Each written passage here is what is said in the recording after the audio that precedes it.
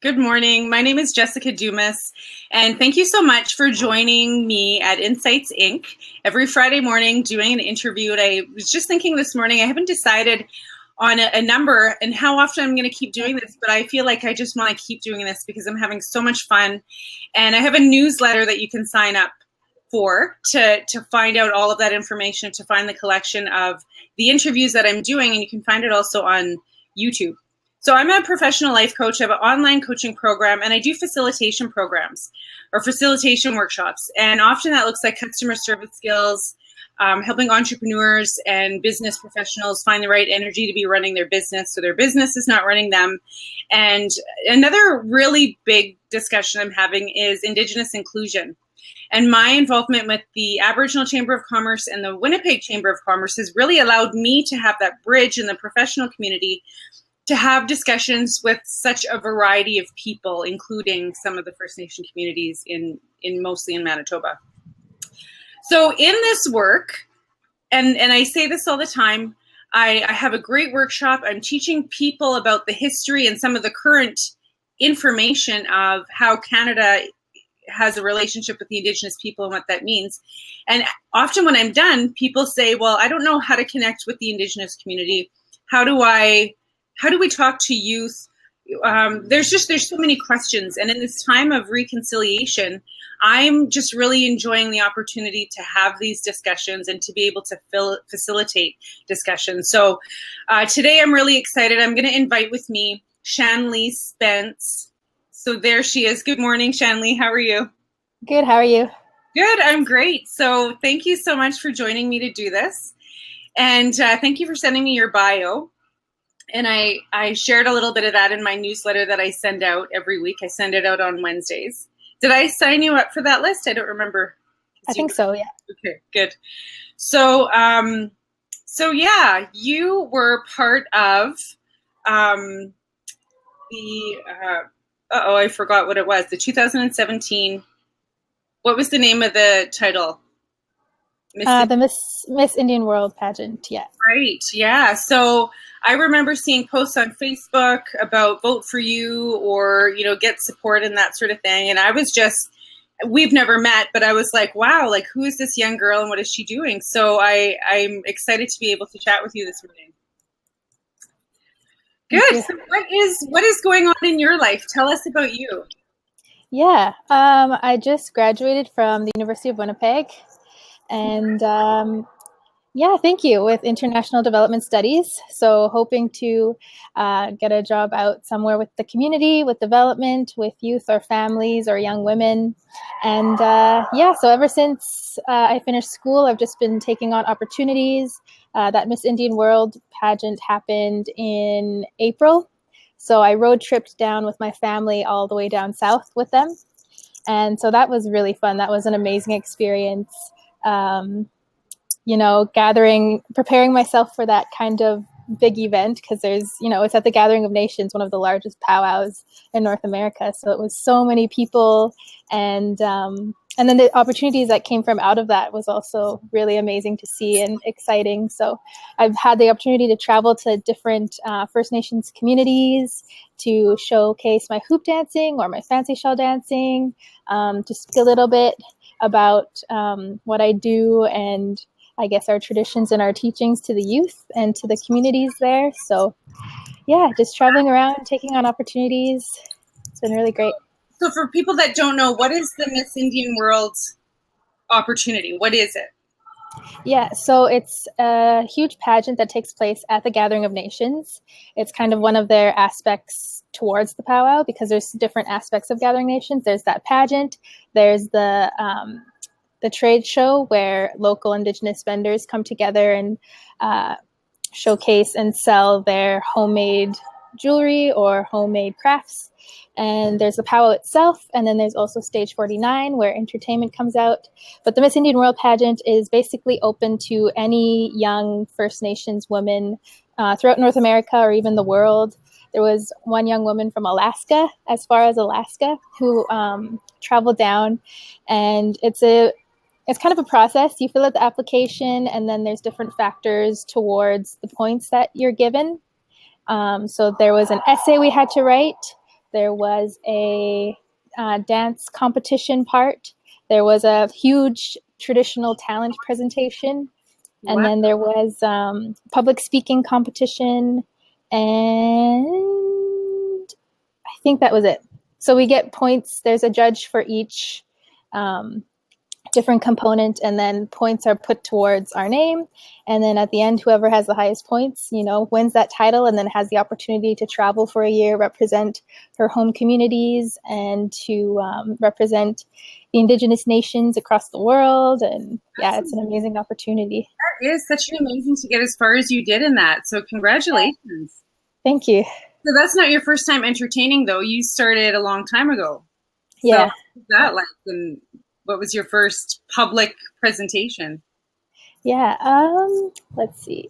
I started fancy shawl dancing as soon as I could walk. So I grew up on the powwow trail with my family, with my mom and my dad. And then my grandparents got into dancing as well. So definitely been dancing in a part of that circle for all my life. It's what I've known. And then I started hoop dancing when I was about 13 or 14. And I think that was around the time, too, I had my first hoop dance performance. It was actually for my elementary school grad. So in front of all my peers. Wow. I remember it was so nerve-wracking. Yeah, but it was fun. Great. Yeah. Good for you. That's so great. You know what? I love hearing this from you, because I started learning about my Indigenous connections to community and culture when I was in my late 20s. So as a child, it was so foreign to me. I didn't know any of it, right? And although I knew that some of the other people in my classroom and that sort of thing were from different places, and I knew I kind of knew I was from here, but I didn't even know what that meant.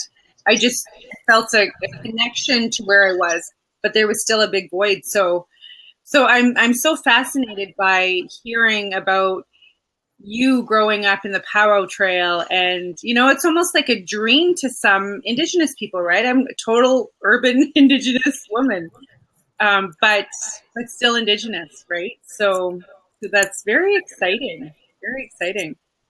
Yeah, for sure. So what was your hope for going into work or to university for the international development program? Yeah, when I first started my university career, I was a little lost. I didn't know which direction to head into, and I was taking all these introductory courses and really trying to find what I loved and what kind of spoke to me. And I think it was the third year of my university where I took the introductory course to the international development. And I remember going through that class and just loving it, just feeling very passionate about what I was learning, and that it meant something to me. So I wanted to keep pursuing that avenue. And sure enough, like each class I took that was connected to that international development studies really kind of spoke to me. And I also realized that there was a lot of not too much talk about the Indigenous communities. Mm-hmm. And I really wanted to find a connection between those two as well. So a lot of my papers, were about those worldwide Indigenous communities and their link to international development as well, because I think that's an important avenue that gets overlooked sometimes. So yeah. Well, I have to admit, so in 2012? I took a few courses at the University of Manitoba, and one of them, it was similar to international development. I don't know if that was the same name of it, but no, it wasn't the same name. But it had to do with development. And of course, my thinking too was the Indigenous communities here in Canada and in Manitoba, right? The ones that I see and know. Mm-hmm. But when they started talking internationally, I felt like, oh, this is not what I thought it was. So when I hear about your studies and wanting to connect it to Indigenous, can you talk about how it is connected?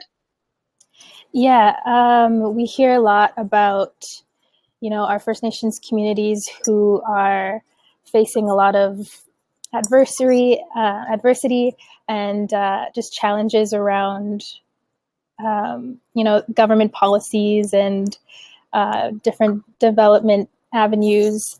and challenges such as like not having access to clean drinking water, or poverty rates, or issues with our youth or our young women, or violence. There's so many challenges that are still prevalent in today's society, especially in our own backyard of Canada.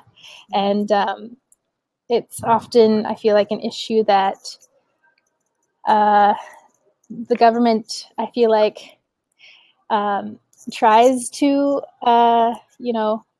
make apparent and to help, but almost not doing enough. And there really needs to be that inclusion of our Indigenous communities and that voice, and to work together to, help our communities out more, and let the issues that are prevalent to be known and to not be overlooked. So, yeah. Did you grow up in Winnipeg, or did you grow up in one of the communities? I grew up in Winnipeg. Yeah. And are you connected really well? Like, do you go home to one of the communities? I try to, yes. My mom's from Mathias Colomb Cree Nation up in Pucketawagan, up in northern Manitoba, and we've been there a couple times. And then also my dad's community is from Lake St. Martin First Nation. And with Lake St. Martin First Nation, they've actually been flooded out because of the dams that are there. So that's definitely also an issue, knowing my family is displaced, and telling me stories about them growing up there and their connection to that land, and to see it be flooded and not be able to go home, it touches my heart and makes me want to do something about it, and to raise awareness of these issues that are happening. So for sure. Yeah. And I think that's such an important message, because many people think that a lot of the horrible issues that Indigenous people are in right now, first of all, they think it's their fault. And second of all, they think it's a long time ago. They don't think it's today, but these are things that are happening today. Yeah, definitely. How long has it been for Lake St. Martin? It's been years. Yeah. Yeah. Years. Yeah, definitely tragic for sure. So what was your childhood like with regards to culture? So you talked about going to the powwow trail. You've obviously been connected all the time, like to your culture. So I guess my question should be more like, how valuable do you find that culture is to you being a whole person? Mm-hmm. I feel I was very lucky to have such a strong support around me growing up, with my inspiring aunties and my grandma, and, these strong women figures in my life who kind of paved the way to follow in their footsteps. Like when I was younger, growing up as a baby, my mom and my grandma actually graduated around the same time from University of Winnipeg as well. So they kind of set the example of, I guess, what it looks like to be successful as a young Indigenous woman, and to really follow your goals, and really chase after those goals and those dreams, and to succeed, I guess. So I definitely I'm very thankful to have, those strong women in my life, and that family around me who supports me, and also gave me those opportunities to connect to my culture as well, to enhance that identity of who I am as a First Nations person, and the freedom and the opportunities they gave me to just go to powwows and participate in ceremonies and ask questions, and get told teachings and traditions that they know or that they've heard from other elders or members in our community. So, yeah. Nice. Yeah. I want to acknowledge that we have a few people live. So if anyone wants to make a comment or a question, feel free to enter that, and we'll get it into our conversation. So I wanted to share that it wasn't like I said, I was in my late 20s when I started to learn about my connection to the community. And really it happened after 2000, when my little brother was killed by the police in the north end of Winnipeg. And that really caused just a whirlwind of change in life. And it wasn't until, and I thought that I was a pretty content adults at the time. I had 2 boys. I had a husband who's an ex-husband now.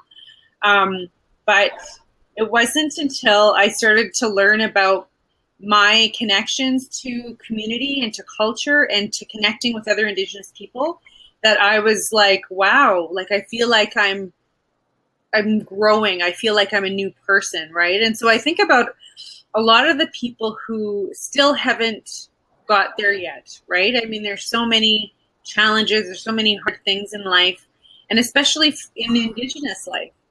So, what would you say to someone who doesn't, they don't have that connection, but they want more and they don't know what to do? Like, how do you start connecting with culture? Yeah.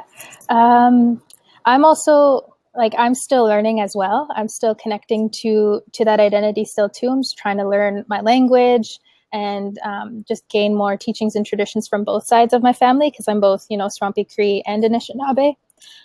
So I guess I would say that, the opportunities and the resources are there in the community. There's people,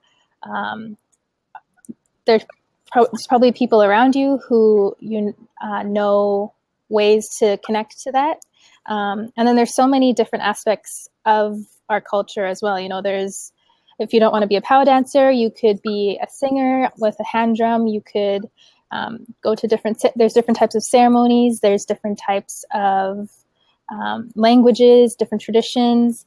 So it doesn't have to be necessarily one thing, if that makes sense, and just explore into what you want to explore and find those resources. Usually they're very easy to find out in the community, and just talk to people, maybe approach a trusting elder that or a family member or a friend who maybe knows a little bit more about how to get connected to those opportunities.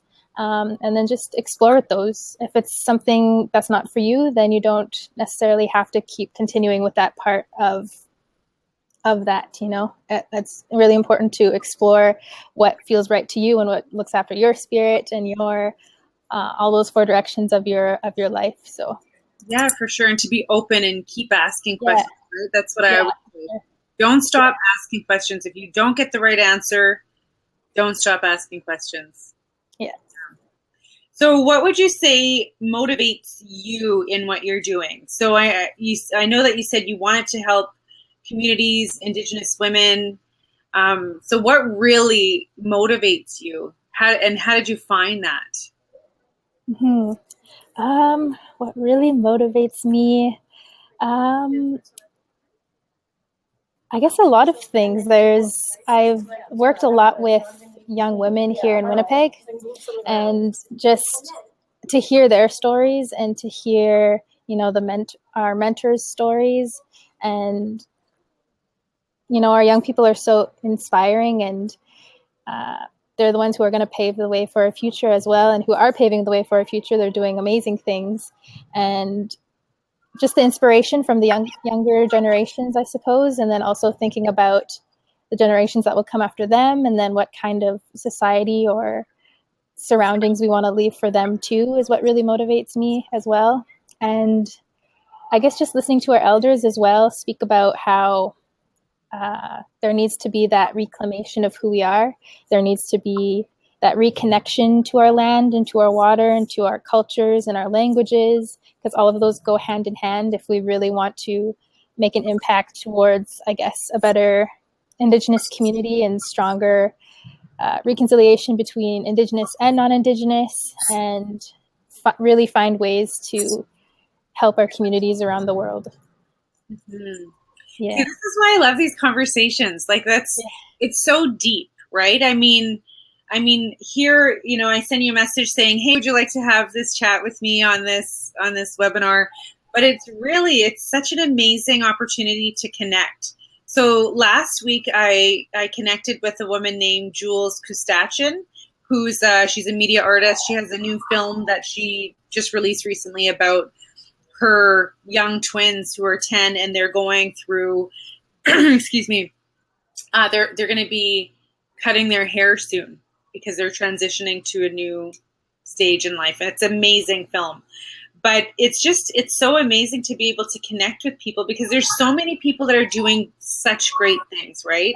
Teaching culture, sharing stories, and that sort of thing. And so you've done mentorship with programs already. Like you've already entered into really being that leader. So what kind of programs have you mentored in, and what did it look like? Yeah. I heard that. Oh, that sounds so weird. I worked with a program called Sacred 7 Healthy Relationships Program.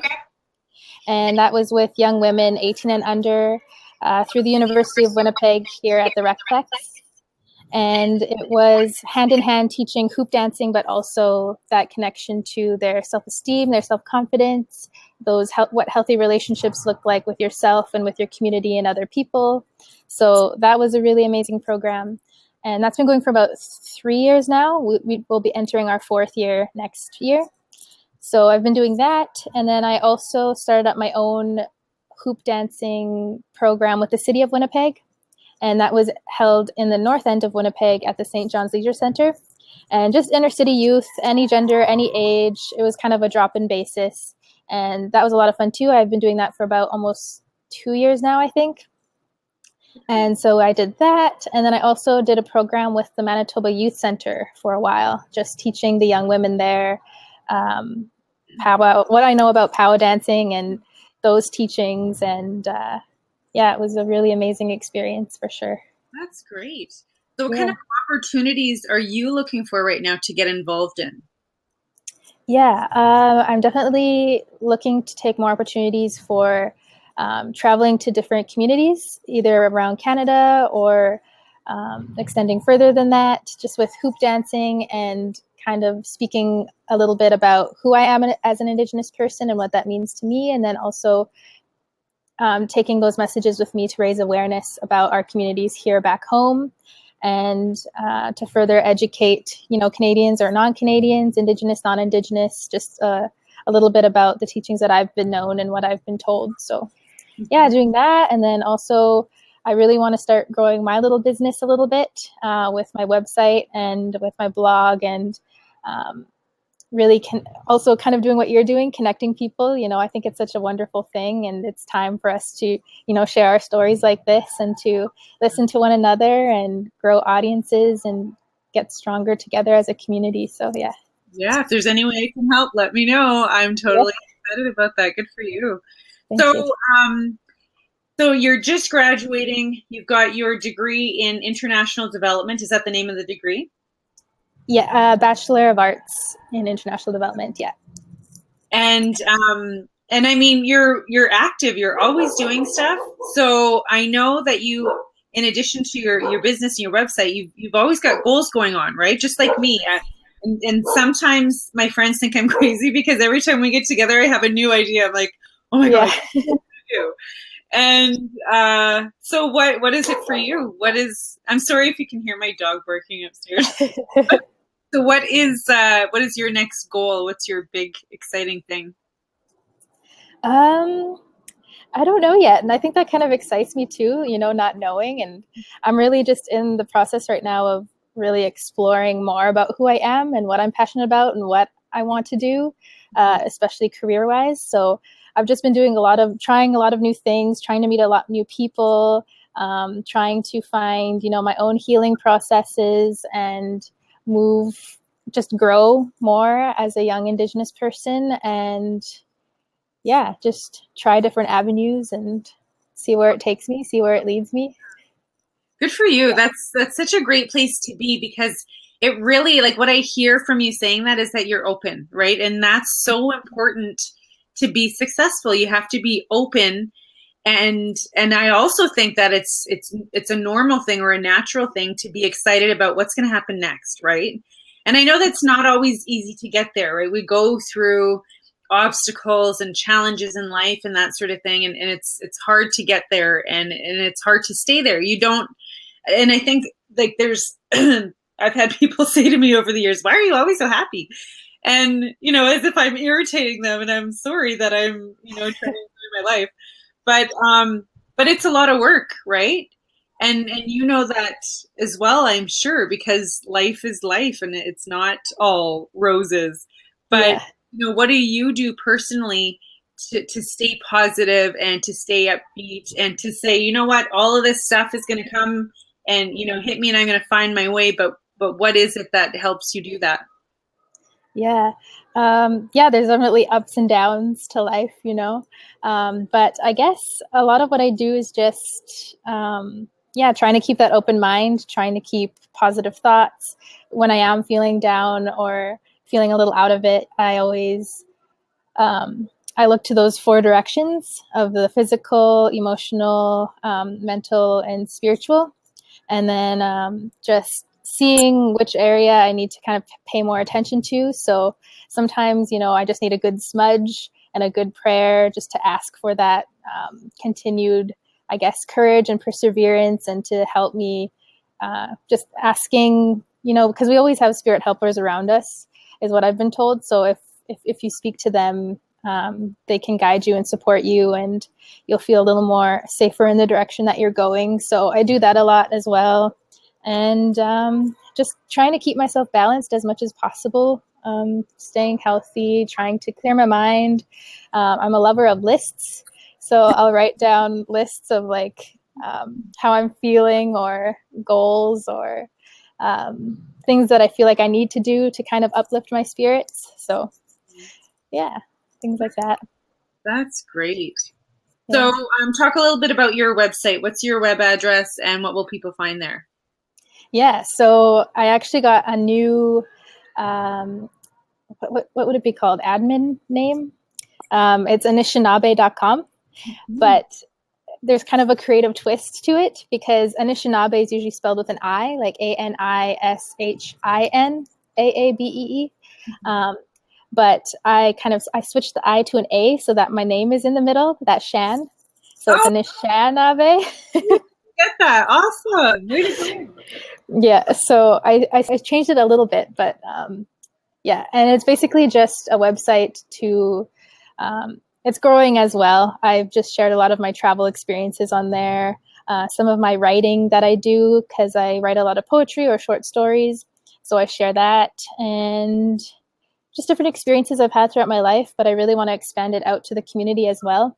I added a new community tab where I'm hoping to gather stories from other guest bloggers or from other people here in the city or maybe outside of the city, and kind of have that community aspect to my website as well. And then, yeah. Excellent. So if someone wanted to have you come out and entertain or do a presentation, then they can reach you there. Yep. All of my contact information is there as well. So yeah. Great. If you're looking for a hoop dancer or a speaker, or just to meet me, you can send a message. I'd love to talk to anybody. So right on. Do you have any events in your calendar that we can expect to see you at? I'll be everywhere on Aboriginal Day for sure. Yeah, I'll be floating around too at the Forks. Are you going to be at the Forks? I'm hoping to, yes. Okay, awesome. I'm so excited. I can't wait for that day. It was actually yesterday. I was like, oh my goodness, what am I going to wear? Yeah. I hope the weather's good. We've had some really good days on Aboriginal Day in the past. Yeah, for sure. Okay, so before we wrap up, I want to ask you about truth and reconciliation. So do you have people asking you, what are your thoughts on that? And you're just graduating from the University of Winnipeg, which may be the first or the second university in Canada that has made Indigenous, there's requirement studies for each student, right? So the university, I think, is being very active in doing that. And in the work that I'm doing, people are asking me, well, what can I do, right? So what kind of conversations are you having? Because you're a lot younger than me, and so what does that look like to you? Yeah, it's a good question. Just, I guess, working together with the community around you, whether it's Indigenous or non-Indigenous, and connecting everybody in the conversation and really including everyone's stories and point of view and ways that they believe they can reach that truth and reconciliation process. And here at the University of Winnipeg, there's so many groups going on that I feel like that are enhancing that. Young activists here at the school, or just people who really do want to find that connection to us as Indigenous peoples and really understand what we've gone through and that story and that history, and to not only learn about it, but also find ways to continue that dialogue with their classes or with their families or back home in their communities. So it's definitely interesting to see, in my classes and different, I guess, programs that I go to see that urge, that passion that people have to actually want to connect to us and to want to talk about it and want to learn and want to help in any way that they can. So yeah, I think we're in an exciting time as Indigenous people and people here in Canada, that shift towards, I guess, some kind of awakening and more talking and learning and growing together. So yeah, I'm hoping it just keeps going up and onwards. And Thank you for sharing that. And thank you for going back to that, because I totally agree.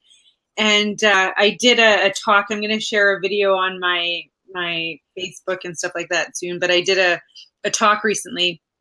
And I had 5 minutes, and it was basically, I called my speech the Indigenous Renaissance, and I use that phrase often because I really believe that now is such an amazing opportunity, right? Because especially in Manitoba, we know it's the fastest growing population in Canada, but primary area in Manitoba.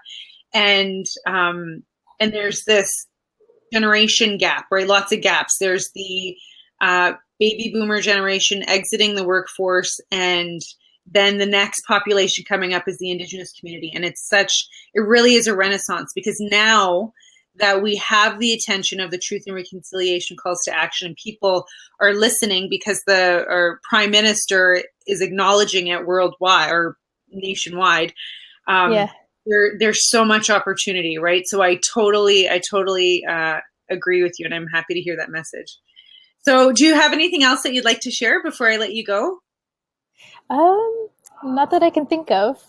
Okay, well, thank you so much for your time this morning. I admire the work that you're doing, and there's so much opportunity. So just continue doing what you're doing, and like sharing stories and, in any way that you can, I think is such a valuable thing to do.